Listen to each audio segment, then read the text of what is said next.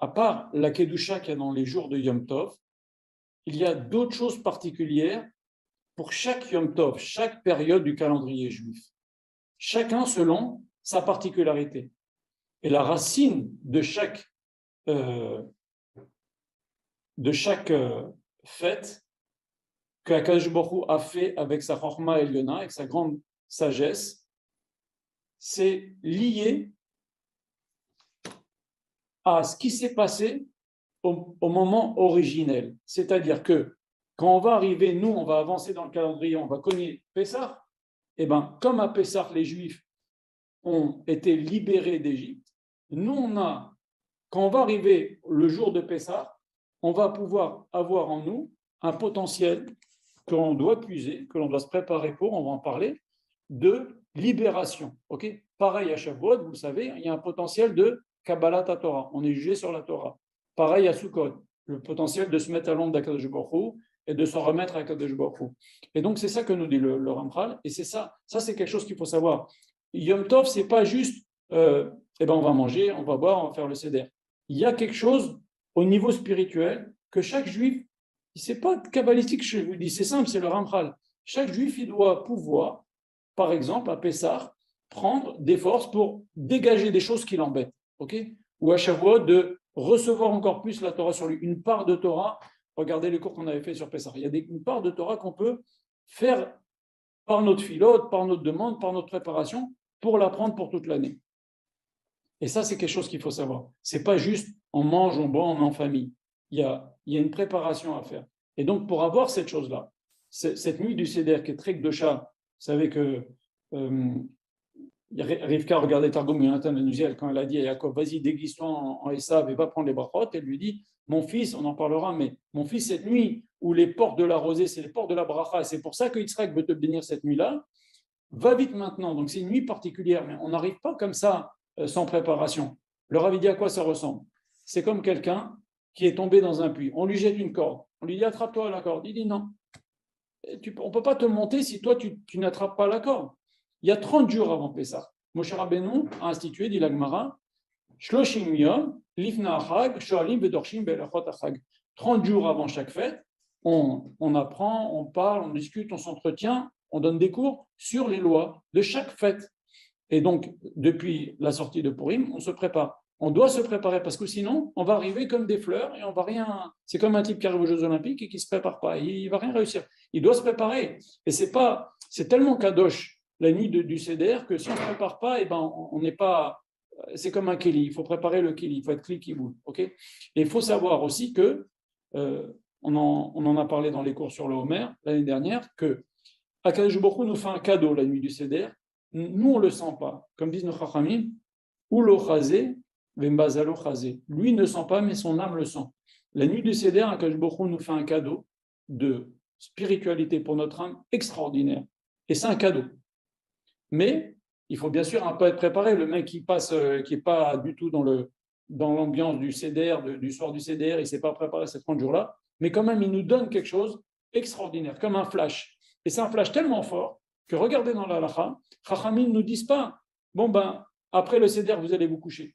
Ils ne peuvent pas nous dire ça. Pourquoi? Parce que c'est une nuit tellement gdosha que normalement, on ne devrait pas dormir cette nuit-là. Ça, c'est moi qui le dis, c'est marqué dans ce cas faire. Mais normalement, c'est une nuit tellement gdosha qu'on devrait prier toute la nuit. Tellement les portes du ciel sont ouvertes cette nuit-là. Donc, que nous dit la halakha? Il nous dit, quand tu as fini le Seder, tu étudies la halakha de Pessah, ou tu étudies le Midrashim de Pessah, jusqu'à que le sommeil t'attaque et tu t'endors de force. Mais dire à quelqu'un, va dormir, c'est chaval, la nuit de Pessah. Et donc, c'est un cadeau qu'Akadosh Baruch Hu nous fait cette nuit-là. C'est les portes du ciel sont ouvertes. C'est comme vous dites la nuit de Kippour. D'ailleurs, c'est simple. La nuit du Seder, la nuit du Kippour, on est habillé en blanc. On dit Kol Hamira, on dit Kol Nidre. Ça ressemble beaucoup. Ça ressemble énormément. L'un, c'est la Tchouva Be'ira, le soir de Kippour. Le soir du Seder, c'est la Tchouba Be'ava. On veut se rapprocher d'Akadosh Baruch Hu, on va lire ses louanges, on va dire comment les Nissim qu'il nous a fait, c'est très très lié.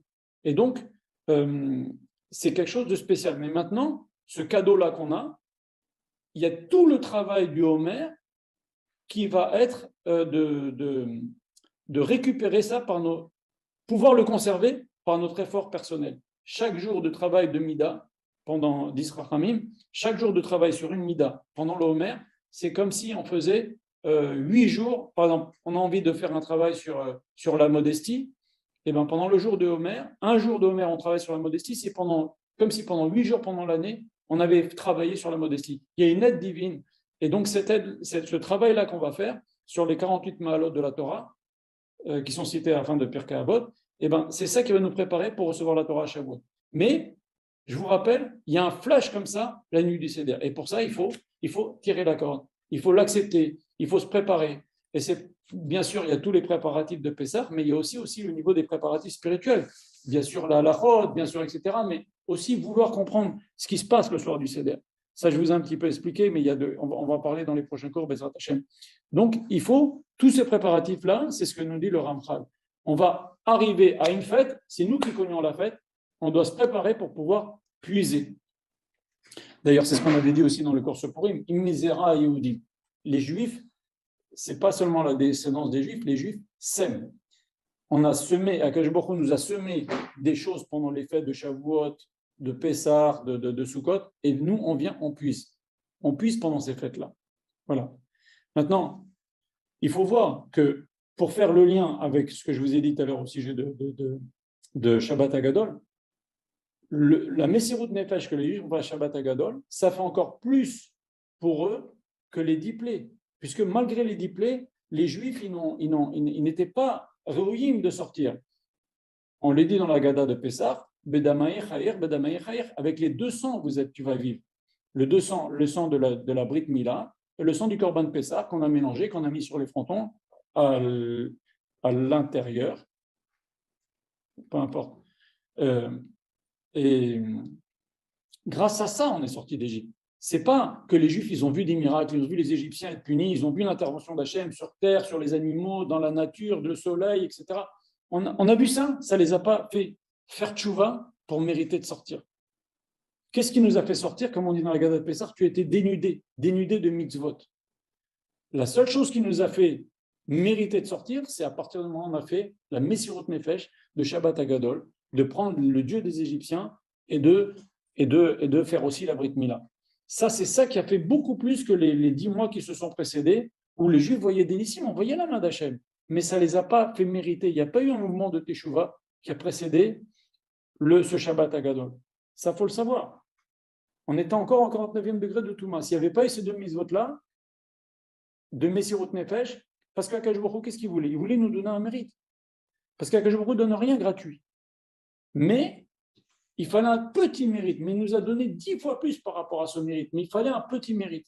C'est comme quelqu'un qui achète quelque chose. On donne un acompte. Tu achètes quelque chose à 100 euros, tu donnes 10 euros d'acompte. On te donne quelque chose de 100 euros. Quand tu achètes une maison, pareil. Okay, quelqu'un qui achète une maison, on lui fait un prêt sur 20 ans. Il donne un petit peu une mise, mais c'est minime par rapport à ce qu'on va lui donner. Mais il la faut quand même. Et bien, les Juifs, leur petite mise, c'était Brit Mila, Korban Pessah. Et on leur a donné un truc énorme. Mais il la fallait quand même, cette mise-là. Qu'est-ce qu'on leur a donné? On leur a donné la liberté, on va leur donner la Torah, on va leur donner Eretz Israël, on va leur donner, grâce à la Torah, une part dans l'Olam Haba. Donc, c'est quand même des choses extraordinaires qui se passent cette nuit-là. Mais il fallait faire cet effort-là. Maintenant, la particularité aussi de Pessah, on vous dit, bien sûr, Pessah, comme on a dit tout à l'heure, on sort de notre emprisonnement, ça vous l'entendez dans tous les cours. Mais la particularité de Pessah, c'est aussi qu'on peut emprunter des mérites. Parce qu'en fait, les Juifs, comme on a dit, ils n'avaient pas le mérite. Ils avaient très peu de mérite. Il y avait Brit Mila, Korban Pessah, c'est tout. Mais tous par rapport à tout ce qu'on va leur donner. La Torah, Olam Haba, Eretz Israël, la liberté.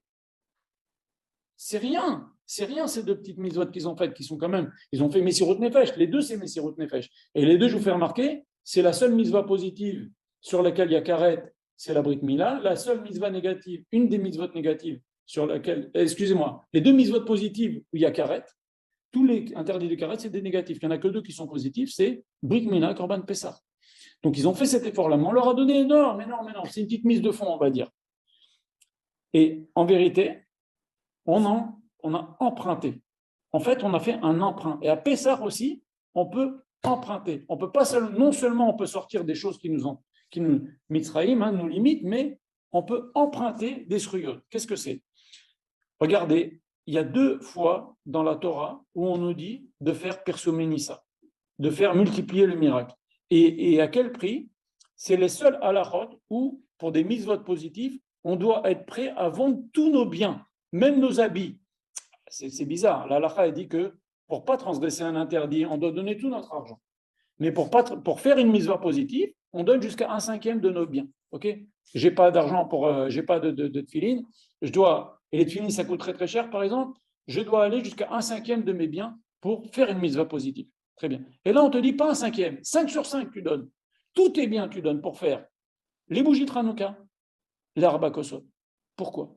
Parce que on a emprunté. Et quand on a emprunté, il faut rendre. Et comment on va rendre? En faisant Pirsumenissa, annoncer le miracle de la sortie d'Égypte, en faisant le Seder. Et ça, Chachamim m'ont dit, tu dois vendre tous tes biens pour faire ça. Pourquoi? Pourquoi c'est si important? Parce qu'Akadosh Baruch Hu nous a fait un prêt. On n'avait pas beaucoup de mérite. Il nous a donné, comme je vous ai dit, la liberté, la Torah, Eretz Israël, une part dans l'Olam Haba. Si on fait la Torah, s'il n'y a pas de Torah, comment on peut prétendre avoir l'Olam Haba? Donc il nous a donné beaucoup de choses. Maintenant, il nous a fait un prêt. Il faut rendre. Comment on va rendre en faisant le Kiddush Hashem? En racontant à ses enfants, en faisant le kavod du Seder, en faisant la fête, en respectant, etc. Mais surtout en multipliant le miracle. Pareil à Hanouka. Les Juifs, ils étaient, je ne sais pas, 250 contre l'armée des États-Unis. Ils ont gagné. Et ça, les Chachamim m'ont dit, c'est tellement improbable, incompréhensible, c'est un prêt total d'Akadosh Baruch Hu, et bien ça, il faut rendre. Donc, en fait, à Pessah, on a la possibilité d'emprunter des mérites. Et ça nous apprend quoi? Ça nous apprend que dans la vie, par exemple, des fois, il y a des moments de difficulté. Il ne faut pas hésiter de dire à Akadosh Baruch Hu, ok, j'ai peut-être pas le mérite de ça, mais si tu, d'ailleurs, souvent on dit, si on fait des Nédarim, ben Sarah, qu'est-ce qu'il a fait Yaakov Avinu quand il était après son rêve? Il avait peur. Il a dit à Akadosh Baruch Hu, ce qui me permet de retourner chez mon père. Je vais aller chez Laban maintenant, je vais retourner chez mon père, je vais croiser ça, etc. Ça va être un moment difficile de ma vie. Si tu me permets ça, je te donnerai Esser à Serenoular. Je vais te donner le 1/5 de mes revenus. Donc quelqu'un, en fait, il a demandé, on peut faire, on demandait à Akadosh Baruch Hu, prête-moi. J'ai pas de mérite. Aujourd'hui, j'ai peut-être pas assez de mérite. Mais si tu me laisses le temps, je vais rembourser. Je vais faire. C'est ce qu'a dit Yaakov Avinu. Même Yaakov Avinu, il a dit ça. Donc, à Pessah, on peut puiser l'occasion d'emprunter des mérites. Et c'est quelque chose qui peut se faire. C'est des choses qui peuvent se faire. On dit à Akadosh Baruch Hu, quand des fois il y a des moments difficiles de la vie, on peut dire à Akadosh Baruch Hu, écoute, j'ai peut-être pas assez de mérite, mais je te promets, je vais faire ci, je vais faire ça, je vais faire ça. Laisse-moi le temps et je vais le faire. Mais en attendant, donne-moi déjà mon salaire au premier jour du mois de travail. Bon, c'est des choses qui peuvent se faire et ça, on l'apprend de Pessah. Voilà. Maintenant, aussi pour Pessah, le Rav dit une Nekuda. Il dit que c'est fatigant, ok, mais ça fait partie de Pessah, ça fait partie de la purification de notre corps. C'est aussi clic, il ne faut pas croire que la fatigue qui précède Pessah, ça ne fait pas partie de la préparation de Pessah.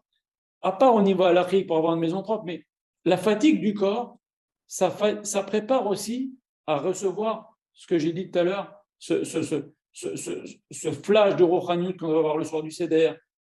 On peut demander à emprunter des srouillottes à Kadosh Baruch Hu. Souvent, des fois, quand on est dans une situation coincée, il ne faut pas hésiter à dire à Kadosh Baruch Hu, prête-moi des mérites, je les rendrai après. Je te promets, je vais bien faire. Et bien sûr, il faut les faire. Eh bien, c'est le principe de Perso Menissa. Et on est obligé là donc de rendre, on est obligé de rendre même s'il faut rendre ses habits.